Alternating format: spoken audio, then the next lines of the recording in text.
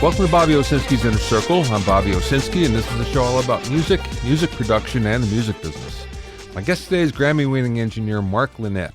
But first of all, let's talk about a bad tour buy-on.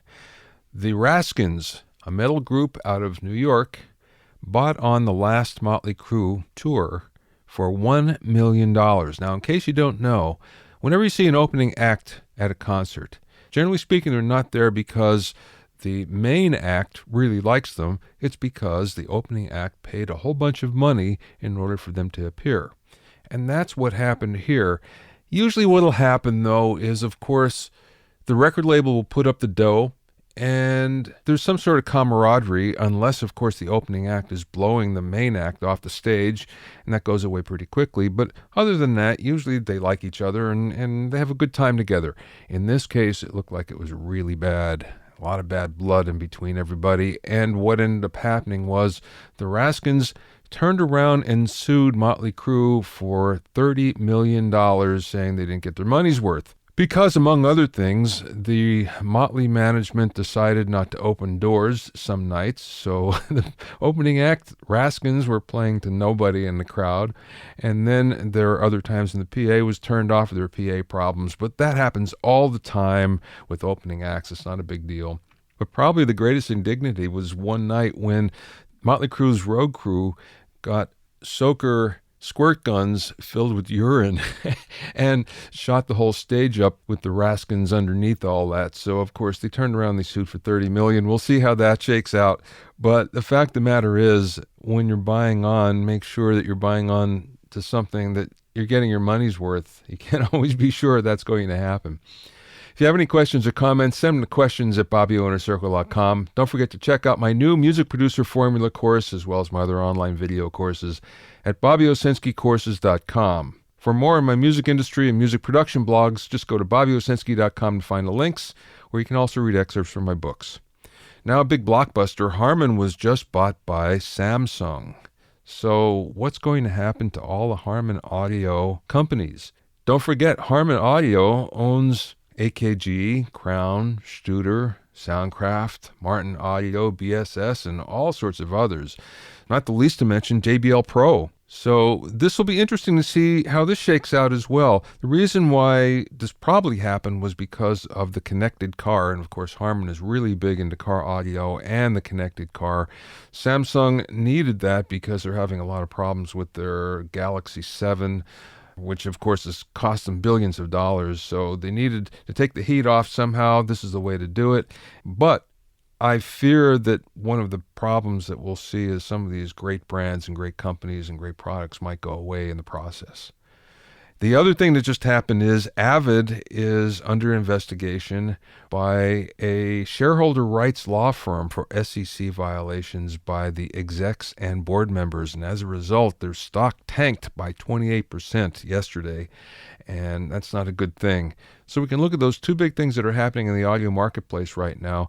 Just goes to show you that in our little niche, usually public companies don't really fit. My guest today is Mark Linett, who's worked with Brian Wilson, the Red Hot Chili Peppers, Los Lobos, Ricky Lee Jones, and many, many more. Mark has also been the longtime archivist for the Beach Boys and has done a ton of live recording through the years. Mark also has a studio full of very, very cool vintage gear. Plus, he has a mobile truck filled with some of the most high-tech as well. I spoke with Mark from his home in Los Angeles. Let's start at the beginning here. I was reading up on you and found out some interesting things that I didn't know. You started originally in sound reinforcement, right? Yeah, actually, I started in lighting. When I was in high school, I did stage lighting and had my own light show company. This is, the fabulous, the Summer of Love, 68, 69, somewhere in there. And I had some fun doing it, but not exactly a practical business model, to say the least. Yeah. So around, I guess it would be around 70, 71, I started a PA company with a high school buddy, and we did a fair amount of work. A lot of college shows, Shauna Na, Seals and Crofts, Livingston Taylor, Jay Giles. What else did we work with? We did one show with Yes when they were just touring the country for the first time. probably some others that I forgot. Oh, and we did. I remember. That was a light. We did lighting.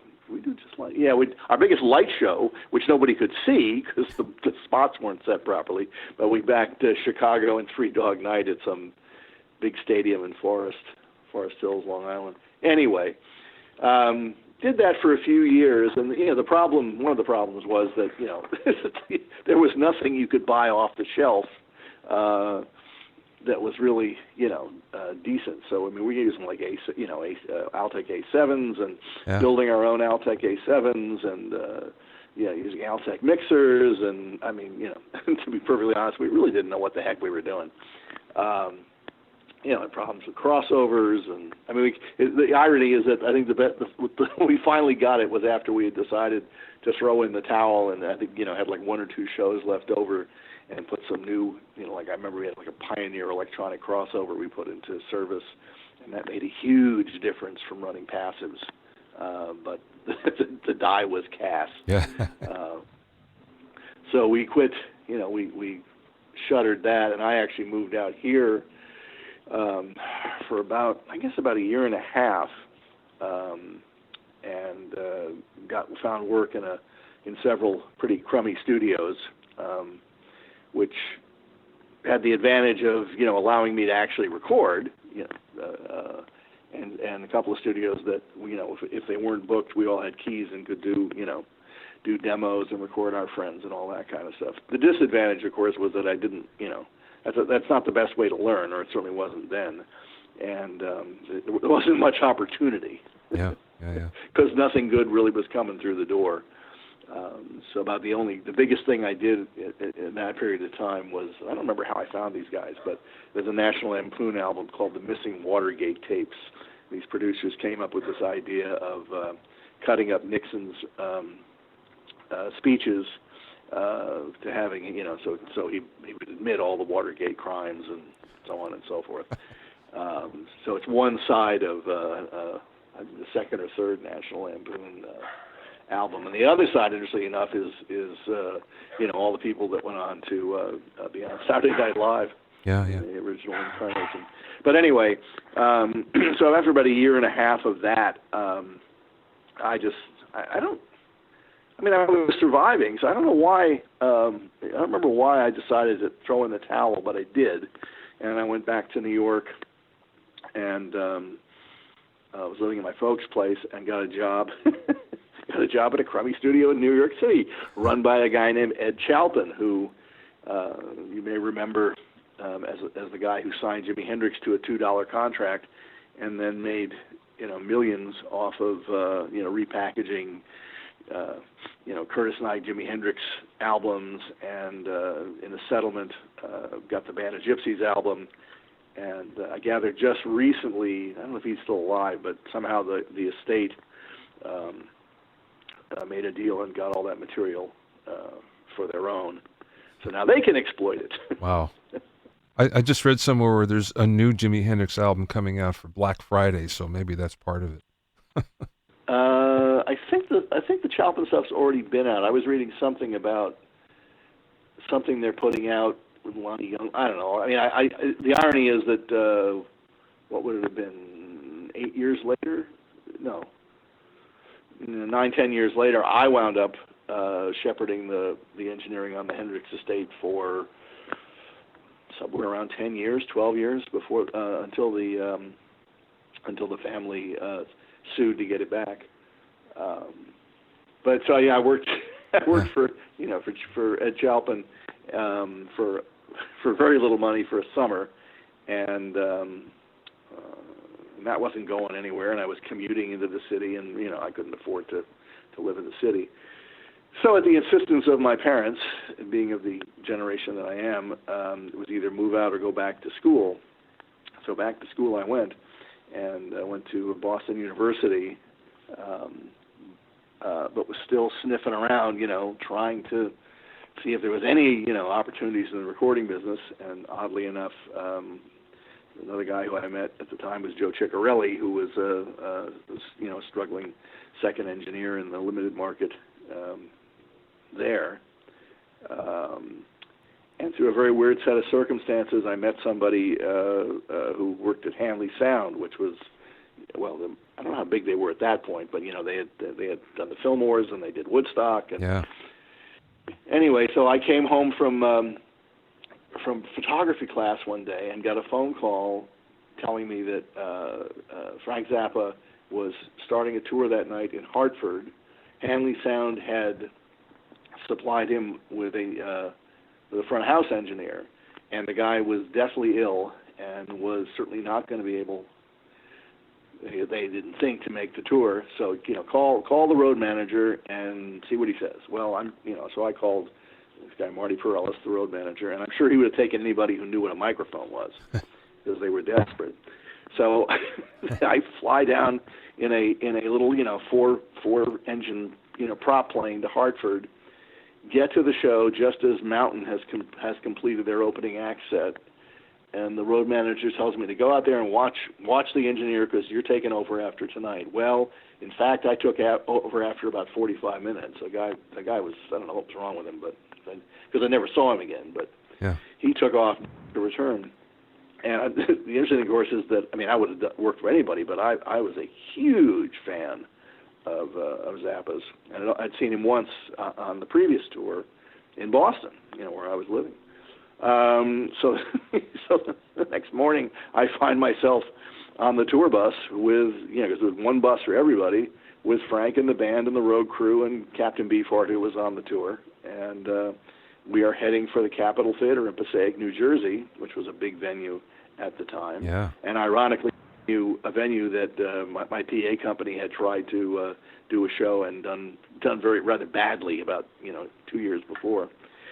And I stayed with Frank for a couple of years, or a year and a half, something like that. And Frank was a very smart guy. I mean, he early on bought his own lighting and sound, so he didn't have to rent them. And so that when he was off the road, the stuff could go out with his crew, keep the crew employed, and make money. Yeah. So no sooner did we get done with Frank's tour than about 2 months later we took the whole system out with Electric Light Orchestra, came back, did another tour with Frank, and then took it back out with Electric Light Orchestra. This was the, what did we do? We did the El Dorado and Face the Music tours.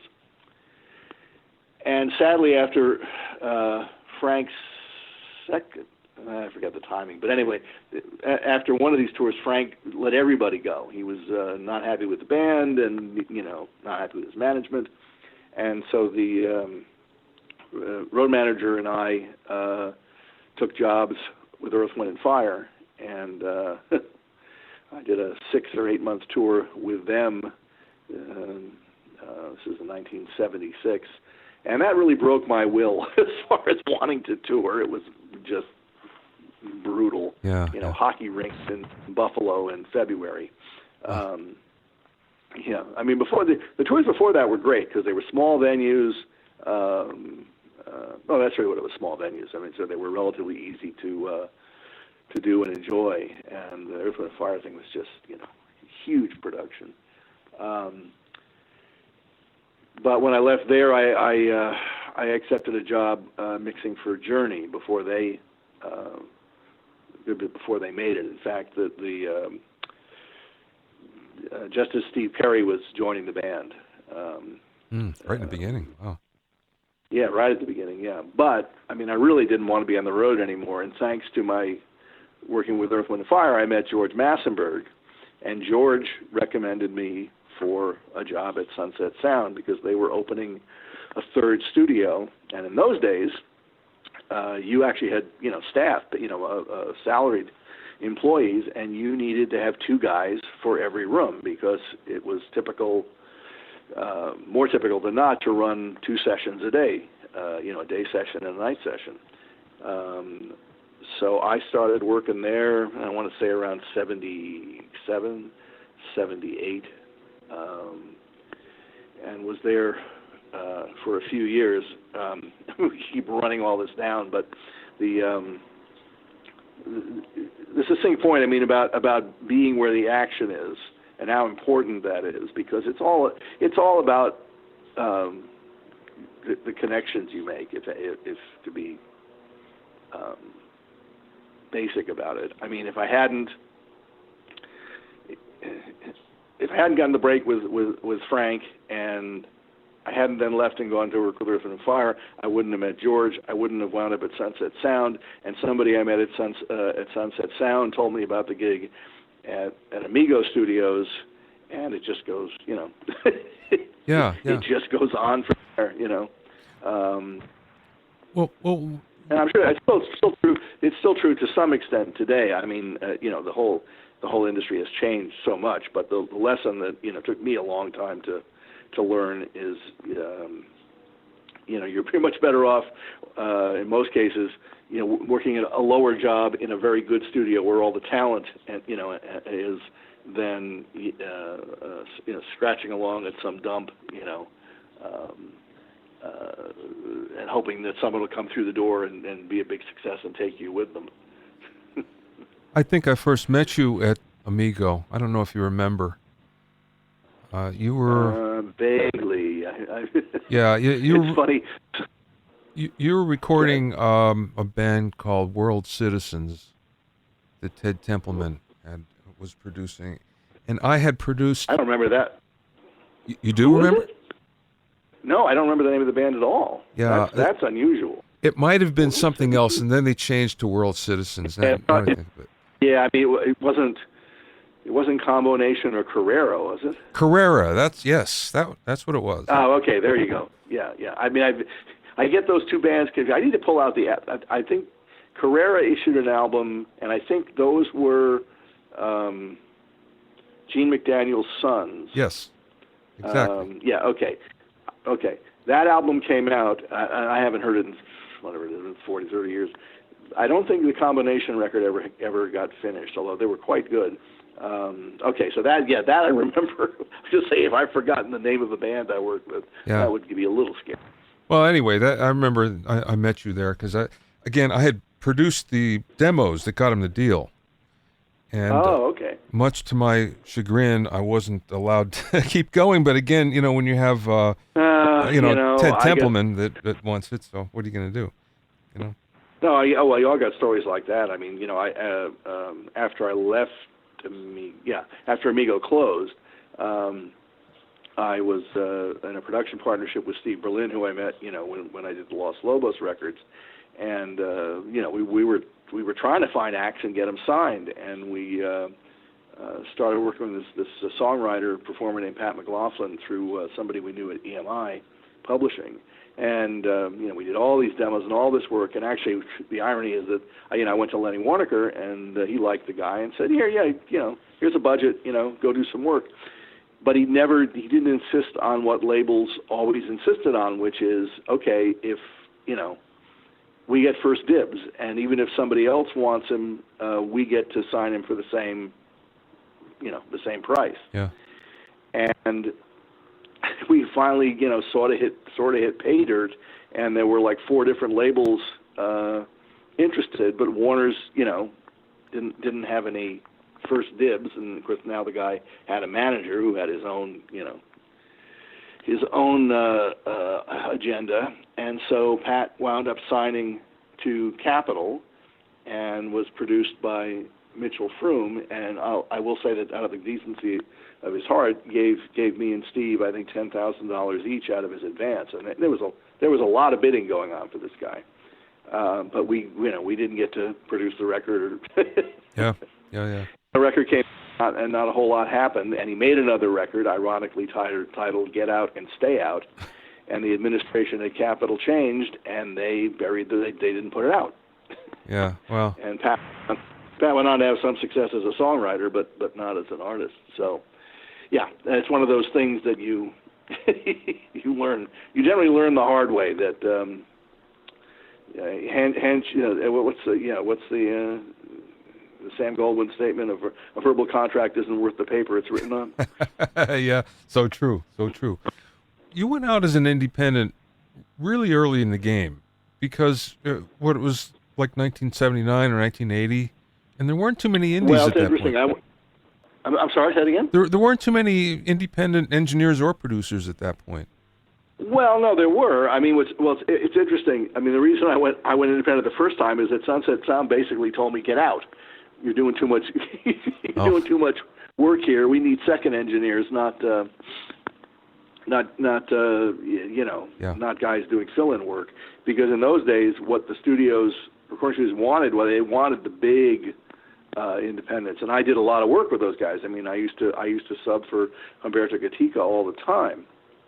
And so I was doing work for him and for a bunch of producers, and Sunset decided that I could keep working there, but not on their health plan. And that's part of it too, is that everybody, not just studios, but take advantage of the fact that they'll get put a bunch of employees on the health plan and on the retirement plan, and then when you actually are vested, suddenly they find a reason to let you go. Yeah, sure. I don't know if that was part of it, but so at that point I wasn't. I mean, I was just trying to work. So I had met some people and I got some work, but it didn't amount to much. And so when I don't even remember how this happened. I mean, I remember who, but somebody told me. A woman that booked, was a contractor, told me. That Lee Hirschberg out at Amigo was looking for a staff engineer. They had lost somebody, and he didn't want to do it all the time. So I went out there and interviewed, and he put me to work the next week. So, and that was that's certainly the best break I ever got. Not only got to work with people like Los Lobos, before they were loading their stuff in cardboard boxes, did their first album. And, worked with Randy Newman and Michael McDonald and, all kinds of interesting stuff. And I met my wife there, so not a bad, and I'd have stayed there forever, except unfortunately around 1980, Ricky Lee Jones, too. Did a lot of work with her. Whose birthday was just yesterday or Tuesday, I think. Unfortunately, in one of the contractions, or for a number of reasons, the label closed the studio around 80... I want to say 83, 84, something like that. And that's when I started doing a lot of this, indie work, trying to find bands and get them signed. And I did a few, had a few things that, kind of got released, and we never really made any serious money. Must have done some other stuff in that time period, but then, the next big change. Did I have a manager then? Oh yeah, I think at that point I had a manager and actually got some interesting work through him, and I still got some work from Warner Brothers. They actually kept me on salary for another year as sort of a severance pay thing. Mm-hmm. But the next big break was, not one of those just fortuitous sillinesses where I called Ocean Way, which is, now it's back to being United and East-West, but I called one day, I guess looking to book time for something, and the woman that booked the studio said, oh, by the way, we've got a last-minute session on Thursday for Brian Wilson. We need an engineer. You want to do it? And I'm like, sure. Wow. And, that that project went on for a year, and whatever it is, like 29 years later, I'm still, associated to some degree, or more, although now more it's with the Beach Boys archival stuff. I don't really do Brian's records anymore. And I later learned, why that had happened, because that crazy doctor that controlled his life at that point used to, throw him into whatever studio was available at a moment's notice as a form of quote-unquote therapy. So when I started working, more or less full-time for them, that's what would happen. There would suddenly, be a studio at Ground Control or, wherever, or Sunset or someplace like that. Just out of nowhere. There wasn't a lot of consistency. It was really pretty nuts. What was it like working with Brian, Mark? I at this point in time, he had his nervous breakdown. What was his faculties like? It varied. It's hard to say. Clearly Landy had him medicated, And there were these we called them the surf Nazis that watched him and reported on everything, and kept him away from people and regulated his diet and all that. I mean, he still could create really well, but it was definitely an odd situation to be a part of. And that album went on for better part of a year. But there were some mitigating factors because Russ Titleman had a fair amount to do with producing or co-producing the record, and then Lenny Waronker did as well, and then Andy Paley was there as sort of the overall associate producer on behalf of Seymour Stein at Sire, who signed Brian. And but after that record was over, Brian was going to make another record, and this one was going to be just him and the Doctor. And I said, "I'm done." Yeah. I mean, I'd been handed the catalog work, and I kept doing that, but I didn't want any part of the solo record, and I didn't come back. Well, actually, I did a lot of work with Andy Paley, who also was not a part of that record. After Brian's album, we did all kinds of stuff.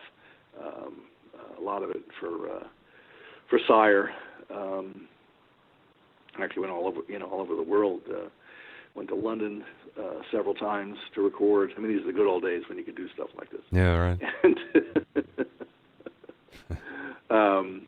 it's a lot to remember. And then somewhere in that, let's see, what is the timing of it? Oh yeah, somewhere in that period, I built my own studio out here, and did a fair amount of work. I mean, I was doing a lot of remote work. I was doing a lot of punk live records for an outfit called Triple X. I did Jane's Addiction's first album, which was a live album. I did a band called Liquid Jesus for the same label, and they got signed to Universal, and I did that record. It just sort of all tumbles together. Yeah. But when Brian got away from the Doctor, the first thing he did was he and Andy came to my studio, and we started recording, and we recorded for the better part of a year, most of which never got released. Some of it has over time. I mean, officially, it's all been bootlegged, of course. Mm-hmm.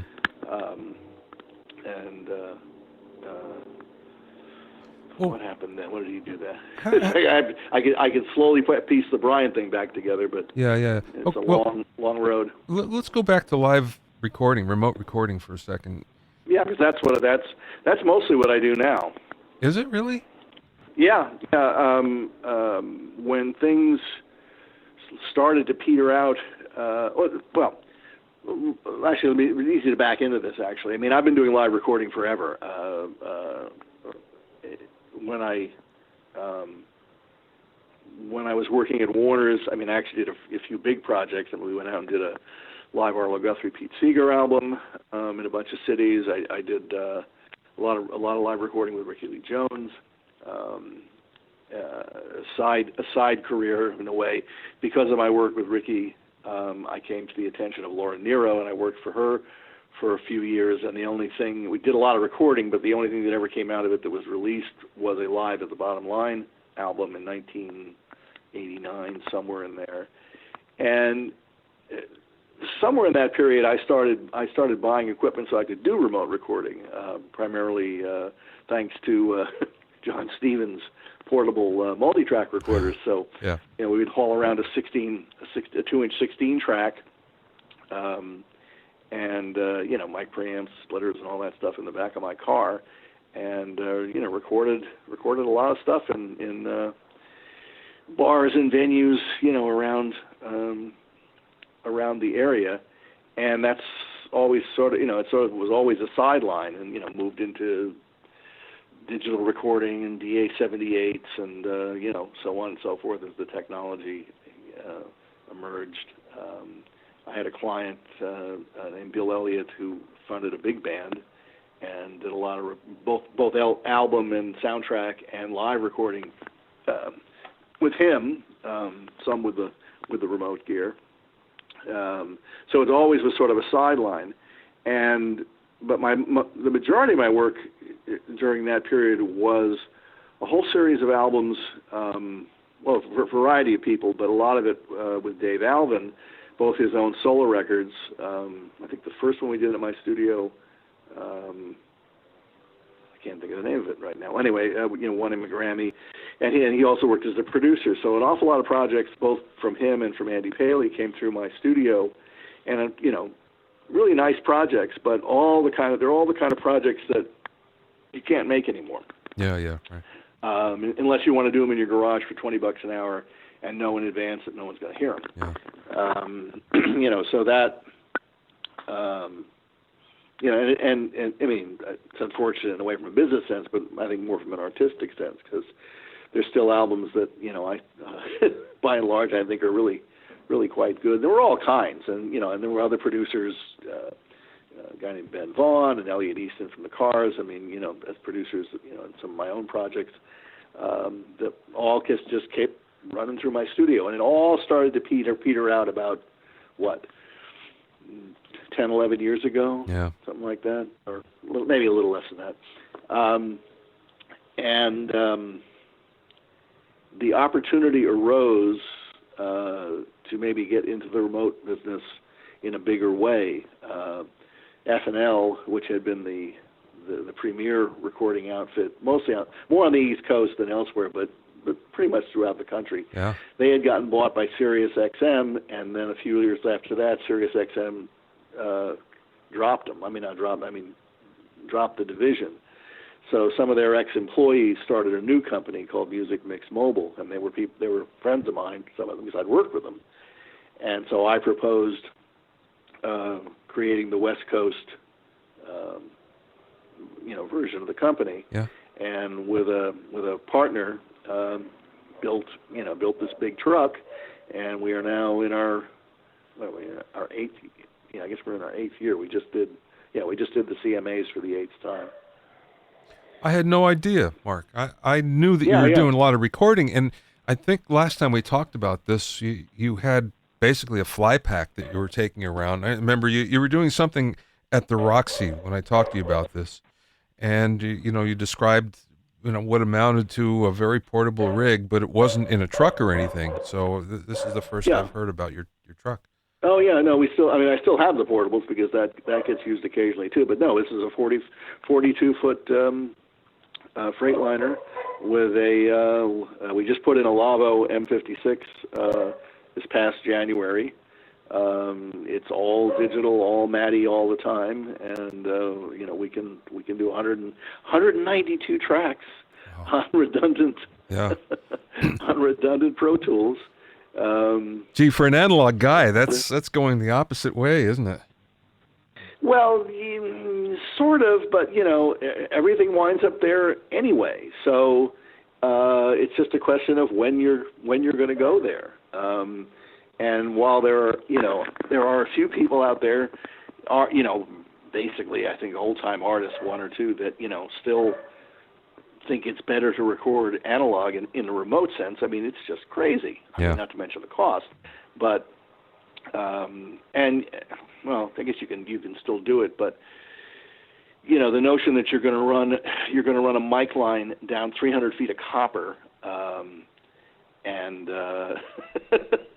that's going to be better fidelity than the way we do it is we convert the preamps are on stage, we convert to digital there and run it down fiber, and we don't do anything to it up front. It all goes flat, to the recorders, and then you do whatever you want to do to it in post, or if it's a live mix, for that. But you're not trying to cram it onto 23 tracks or whatever the heck it is. So, you can't really ever blind test these things, but I'm frankly always amazed when we pull up, we start to listen to the stage and just how good it always sounds, being a rather pure signal path. I mean, there's so little wire involved. Yeah. It's what from the mic the splitter to to our preamps, and from there on it's all it's all digital. Yeah. Makes a big difference. Yeah, definitely. So that over the past 7-8 years, that's become the majority or almost the entirety of what I've been doing. And then I also started working out here at the iHeart Radio Theater, which was the audio part of which was kind of designed after the Music Mix mobile trucks. We used to run with a Avid control surface, a D control, as the mixer. So we'd have a third Pro Tool system that was just static. In other words, you just ran it in input or on aux channels or whatever, and then used the surface as your mixer, which is nice. I mean, you put all the plugins you want, and if you're going to remix, you just move the files over, and boom, there you are. Yeah. And that's how the trucks operated for the first, whatever it was, 6-7 years. We changed to the Lavo in part because the lack of redundancy was a concern. As nice a platform as it is to have all that Pro Tools ability, and also the fact that you can just move it around, okay, I'm done here. Give me my session file, and I'll take the drives and, go to my hotel room and plug it in and keep working. When you're doing big broadcast audio, reliability is way at the top of the list. I always like to joke that, it's television, and as long as there's something coming out of the speakers, you're about halfway there. Yeah. And the Lavos are totally, they're real consoles, first of all, but they're also completely redundant. If the core engine failed, it would just switch to the other one. I mean, you basically have two consoles and one control surface. I thought Avid was doing that with their consoles as well. No, Avid doesn't have consoles. Their control surfaces, yeah. They, as I understand it, they talked for years about making a real broadcast console, but they've never done it. And that was the other, sort of frustration, is that, we couldn't really wait any longer. And the S6 is really not suitable for a mobile environment. Not at all. So Lavo just made the most sense. But I was starting to say that I also do an awful lot of work over at the iHeart Radio Theater, which has that older setup where it's a D control as the mixer, and separate recorders. And I love the place. I love working there. Okay, so here's a good question for you. You're thoroughly in the new digital world, and you're very comfortable in that, and you have no problem. But then in your studio, you have an old API console, and you have a UA console, and you're thoroughly analog there. So what's it like? But I'm not. I don't use it. That's the irony. Is I really don't use the analog gear anymore because I'm not really recording anybody. Yeah. The record. I'm doing a session. I did something on Sunday, but it wasn't at my studio, and then they're coming in today to edit takes. It was an orchestral piece, so we got to go through and start sorting, which takes to use. But no, I'm just not recording anybody. For records really anymore. It's just sort of stopped. I've produced a few things over the last few years, that were vanity projects. And unfortunately, I've got other things to do, and I thought about, maybe I do some things for fun, but if it's not going to get heard by anybody, I'm not sure what the fun is. Yeah, sure. Yeah. I'm with you. An awful lot of these records that I really enjoyed making, didn't reach a big audience, but they got made, and somebody heard them. One of the ones I did just celebrated its 20th anniversary with a vinyl reissue, but the artist is, playing house concerts. Yeah. It's, Yeah. Well, okay, I get it. Yeah, so I mean, I've got an awful lot of analog gear, and some of it I keep around because I still, have a lot of transfer work and stuff like that for the Beach Boys. But it's pretty much not seeing much use these days. Okay. It's sad, but Yeah. that's the way it is. Speaking But of on the other hand, I can quote Chuck Britt, who was the Beach Boys' main engineer in the '60s, and worked for all kinds of people. But he stopped making records very early in life and wound up just being a tape jockey at the Hanna-Barbera tape transfer room. And I met him a few times when working on the Beach Boys projects, and I asked him about it. I said, "Why'd you stop making records, Chuck?" And he said, "Mark, I couldn't stand all that overdubbing." yeah. So, sit there all day and watch somebody, play 1,800 guitar solos, and I mean. And he's not wrong. No, absolutely, and it's more the exception than the rule than you do anything else. And I have to say that to some degree, working with live stuff, at least, that's what it is. I mean, there's a lot more we can do to manipulate nowadays than you used to be able to do. And everybody, it's like unusual when you have somebody come and they're not running 14,000 tracks of Pro Tools to augment what they're playing on stage. Right.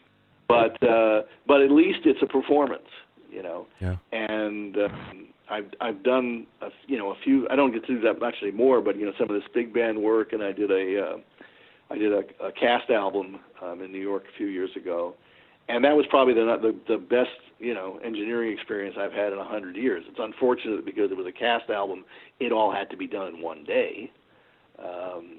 I don't know if you know how that works. Yeah, I do. Boy, pressure's on, isn't it?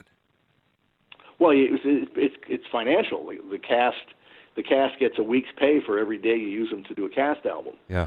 So now, I mean, you can do it because it also means that you generally use the same musicians that play in the pit, and the cast obviously they're doing 8 shows a week, so it's not too hard for them to bang it out. But you just kind of wish it would go on a little longer. Yeah, right.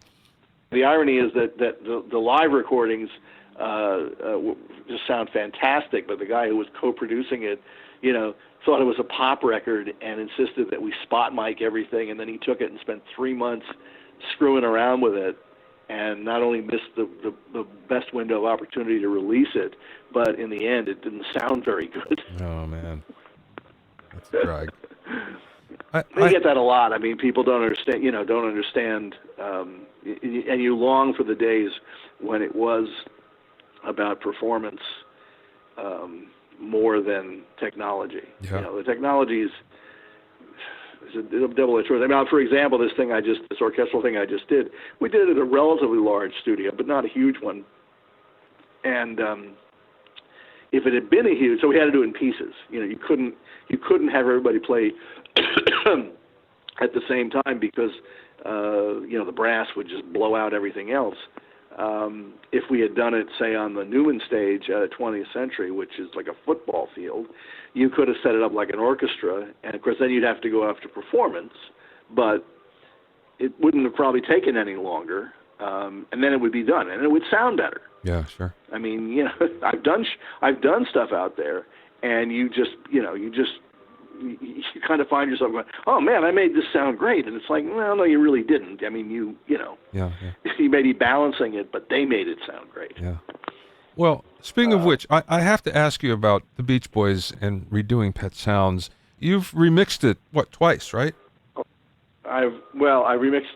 I did the first stereo mix. I did a surround mix. I've done it live. Okay. Several times. Yeah. Let me ask you about Good Vibrations. What were the tracks like? How many tracks were there, and what were they like? Well, I mean, Good Vibrations. Well, it's kind of different from Pet Sounds. I mean, Good Vibrations. The basic tracks were all recorded on 4-track, and it's all pieces.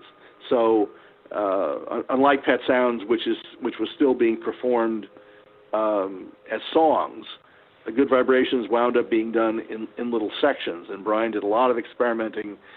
Try the verse this way, try the chorus this way, and ultimately cut a backing track together from various places. I mean, the verse the verses are from the first session at Gold Star. The choruses are from a later session at Sunset. I can't sit here and tell you offhand, exactly where they all came from, but it's the first, his first instance, maybe the first instance of sort of modular recording where you're not relying solely on here's the start of the song, here's the end, play it. Yeah.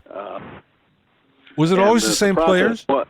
Was it always the same players? Well, if you're talking about the when he was using the so-called Wrecking Crew, it's all more or less. I mean, but that was true of almost everybody in L.A. I mean, you had the first call guys, and you worked your way down from there. And looking at the contracts, you don't really see a whole.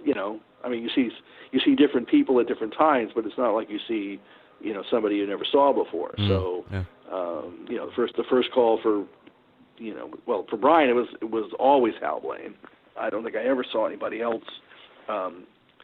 Any other? Oh, I'm sorry. Then he started using Jim Gordon, although that was usually in addition to Hal, but not.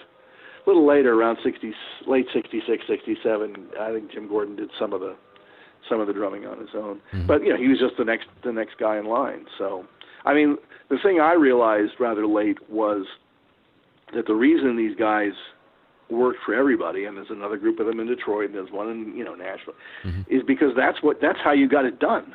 I mean, you couldn't go in there with a bunch of amateurs and try to find a good bar and cut it together and tune it and replace the bass and all this stuff. No, you had to have that was your Pro Tools, that was your technology, if you will. And the other thing that it took me years to realize was that none of this, give me my own mixer for my headphones. Nobody's got headphones on.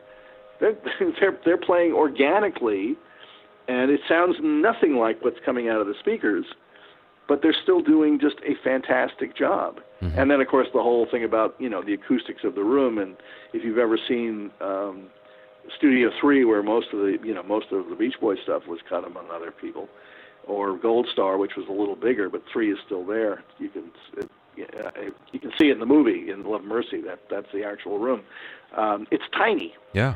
And everybody was piled on top of each other, and obviously couldn't play loud because it would have just bled all over the place. And but all that coincident.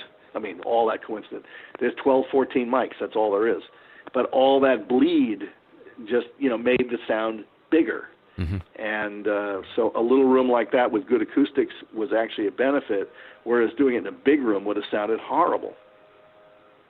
Yeah, a lot of slap and stuff.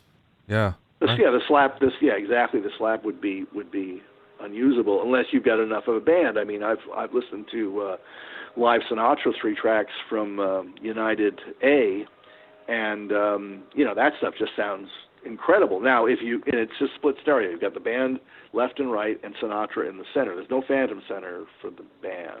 Yeah. But there's a certain amount of leakage. But if the drums are on the right, if you listen to the left channel, you hear the drums from across the room. But it still sounds great. So it kind of depended on the sort of music. But to finish up with good vibrations, so and this is typical of what Brian had been doing for forever. You'd get that track, however you got it, as a song or all pieced together, and he mixed that to mono. And he went over. He started working at CBS recording around '65 because they had the only 8-track in town. They had a custom-made 1-inch 8-track that they built using Ampex 354 electronics, stereo electronics. And because of that, you couldn't record on adjacent tracks at the same time because the bias wouldn't hold. So you'd have to record on 1 and 3, 2 and 4. Yeah. He'd mix the track down to mono, and then they would do their vocals. They started doing this during the Summer Nights album, California Girls, stuff like that. And about half of Pet Sounds, Wouldn't It Be Nice, Catalina, and a few others were done that way. Which is why stereo mixes, wouldn't have been possible at that time because all you had was a mono backing track. Yeah. So it would have sounded really bizarre. And so when we went to do the stereo mixes on Pet Sounds and all kinds of other Beach Boys stuff from that period, you had to manually sync the backing track, the 3 or 4 track backing track, to the 8-track vocal tape. Which back when I did it for the first time meant tape machines, and then later, you could do it with DAWs and time slipping and all that. It's a lot easier now. Yeah. Wow. And unfortunately, we don't have the 8-track master for Good Vibrations. It was apparently left behind at CBS, although we did ultimately get some of the Beach Boy tapes that had been left there. But for some reason, Good Vibrations we never got. And the story is that when the studio closed, everything just sat there. And around 10 years later, some genius at CBS decided they wanted the space back and sent somebody over there with a bandsaw and destroyed everything that was still there. Oh. Their own product as well. I mean, there was a period of time, in the mid '80s where nobody wanted this stuff. I mean, the attitude, perceived attitude was that this is junk. Yeah. Nobody's going to want to hear this stuff again. We got the mono master of Good Vibrations, so that, And what's interesting about the Beach Boys is that they've always controlled their tapes. They were not required to give anything to Capitol except the finished product, and that doesn't mean they didn't lose anything. There are definitely some things that were lost, although not a whole heck of a lot, really. But what it's meant is that an enormous amount of their work in its entirety still exists. I mean, a record label, at most, they wouldn't try very hard, but they would probably save the final 3-track or 4-track that then was mixed, for the album or the single. But the way recording was done in those days, was you went from 3-track to 3-track. Yeah. I mean, I've seen some Spectre tapes, and you might go down 5 generations of 3-track. Wow. And you'd wind up with, a 5th generation backing track, a track of all the vocals combined and all the strings combined, and that's it. Yeah. So because Beach Boys have always controlled their tapes, we have, virtually everything. I mean, when we came to do Pet Sounds, it was wonderful because we had 99%, and we're missing 1 tracking date. But the labels would throw all that stuff away, and yeah. Ken Scott told me a story about a Beatles or a George Harrison tape, and apparently what happened was Trident Studios went through new ownership, and somebody was looking at the pile of debris in the background, out in the back, and found all these multi-track tapes, and one happened to be My Sweet Lord from George Harrison. So the person called up and said, "Hey, I think you might want this." And there were Elton John tapes and whatever that were just being thrown out. Oh yeah, they're legends. I mean, Bones Howe will tell you how when Radio Recorders out here was one of maybe the first independent studio out here. Yeah. And everybody recorded there, including the Beach Boys a little bit. Helping Rhonda was cut there, but Elvis recorded there. And when the place went out of business, they just tossed all the tapes in the alley. I mean, tons of jazz. And Bones tells me that he went down there, and there were all these Elvis masters. And RCA didn't want them. He took them home and ultimately sold them back to RCA years later. But, I know, I mean, there are tons of stories like this. When Gold Star closed, I've had Dave Gold tell me this, around 82, something like that, they called everybody up, come get your tapes, and they said they got very little response. So they took everything that was still there and put it in storage. And he said that after a few years, he and Stan Ross, his partner, decided, A, they didn't want to pay for it, and B, they didn't want the responsibility, went down to the storage unit, pulled all the flanges off into the dumpster. And you can only imagine what must have been there. Yeah. I mean, that Gold Star was the premier independent studio, or one of them in those days. Yeah. The irony is that Gold Star used to run a demo service. I record your Tuesday evenings from 5 to 8. You could book time, and they had a band there. You come with your poem or whatever, and they would make they would record your song. Now, nobody owned those tapes, so those tapes they gave to a local mastering guy, and they still exist. Can't do anything with them, but they still exist. Yeah. Wow. Pretty I mean, amazing. I've seen this, Bell Sound in New York, apparently when they closed, just everything went in the dumpster. And a lot of it, people knew about it, so a lot of stuff got retrieved, but it, Yeah, I know. Amazing. legendary stories that, yeah. Last question, because I know you're busy. I don't want to keep you too much longer here. In your travels throughout your career, did you ever receive one piece of advice that really made a difference to you? Or maybe did you learn something along the way that really was kind of like a mantra for you? First thing that comes to mind is something that I remember Ted Templeman saying to me, you can never have too much bass.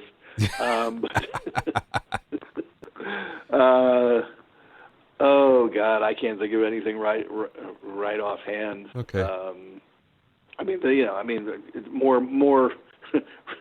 More coming to my own, my own revelation. Kind of going back to what I said about, getting any job in the best place with the most opportunities. If you're trying to get somewhere in this business. But one thing we haven't touched on is, and I don't know how this relates to anybody these days, but why I wanted to do this. Fortunate to have grown up with the biggest boom in pop music. I was 12 when the Beatles came to America, so my experience from a very young age was listening to pop music on the radio and just marveling at it was like this stuff was coming from Mars. And being somewhat of a techno junkie, my father had a tape recorder that I played with and all this stuff, and recorded my records. I was just fascinated with how could this stuff possibly. I knew it was made, but how? Yeah. And I would have given my right arm to just stand in the studio and watch, one of these records being created, and that has an enormous overriding reason why I got into this. It's a little hard to imagine that if that's the way somebody feels today, but maybe so.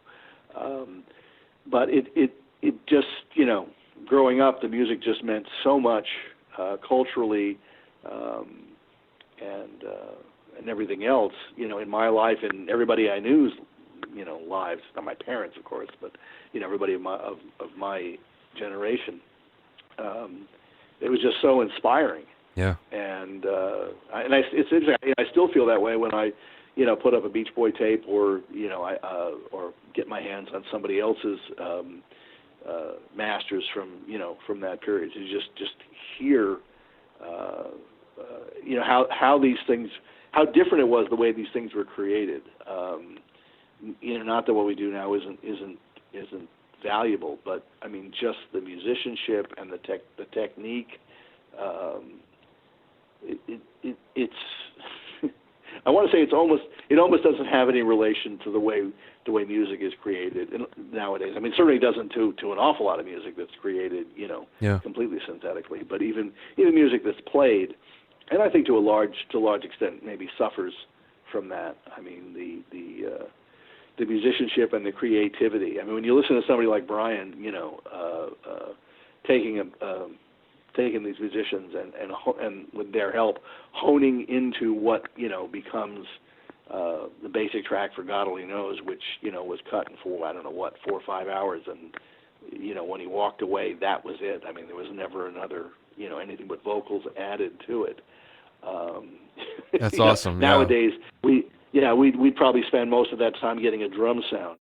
To find out more about Mark's mobile truck, you can go to musicmixmobile.com. That's all one word, Mix Mobile. Thanks for listening and being my Inner Circle. Remember, if you have any questions or comments, you can send them to questions@BobbyOInnerCircle.com. To listen to other episodes of Bobby Owsinski's Inner Circle, go to BobbyOwsinski.com and select the podcast tab, or go to BobbyOwsinski.com, or find it on iTunes, Stitcher, Mixcloud, and Google Play. At BobbyOwsinski.com and BobbyOInnerCircle.com, you'll also find a sign-up form for my newsletter and for alerts for new podcasts. This is Bobby Owsinski. I will see you next time.